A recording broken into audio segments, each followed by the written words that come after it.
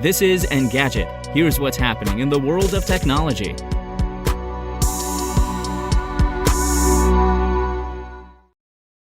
It's Tuesday, March 15th. Lyft will soon add a temporary fuel surcharge to rides. The company will give the fees to drivers to offset the cost of gas, which has increased sharply following Russia's invasion of Ukraine.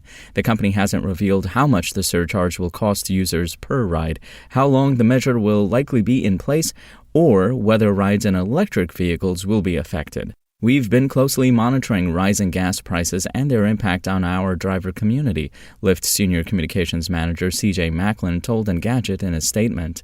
Driver earnings overall remain elevated compared to last year, but given the rapid rise in gas prices, we'll be asking riders to pay a temporary fuel surcharge, all of which will go to drivers. We'll share more details shortly. The addition of a surcharge follows a similar move by Uber. Starting this Wednesday, customers who take an Uber ride will pay a fuel surcharge of between 45 cents and 55 cents. Uber Eats deliveries will cost between 35 cents and 45 cents more too.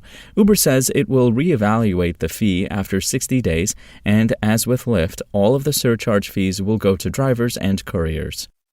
And while streaming is the music industry's cash cow these days, CDs aren't dead yet. According to the Recording Industry Association of America's annual sales report, revenue from CDs grew by 21% to $584 million in 2021. That marked the first annual increase in CD revenue in the U.S. since 2004. The RIAA notes that many record stores opened back up and artists sold music at shows again after COVID-19 put everything on hold in 2020. As has been the case for the last 15 years, vinyl sales are continuing to grow too. Revenue rose by a whopping 61% in 2021 to $1 billion. It's the first time vinyl sales have reached that milestone since 1986.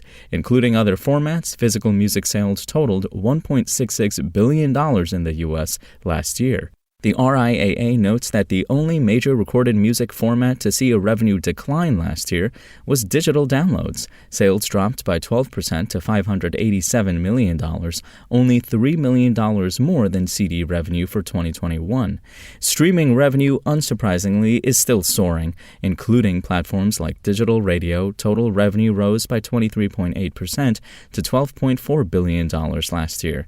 Paid subscriptions accounted for $9.5 billion of that, an increase of 23% from 2020. The RIAA said the number of paid subscriptions jumped up by 11% to 84 million on average.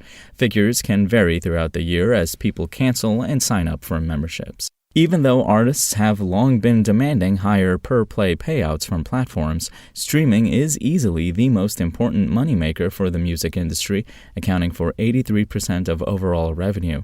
Despite that, the rise in physical media sales is encouraging for fans of that format and should give artists some assurances they can still make money by selling CDs. Record stores are going to stick around for a while yet. If you want to catch the latest tech news as it's happening, check out Engadget.com or tune in again every weekday.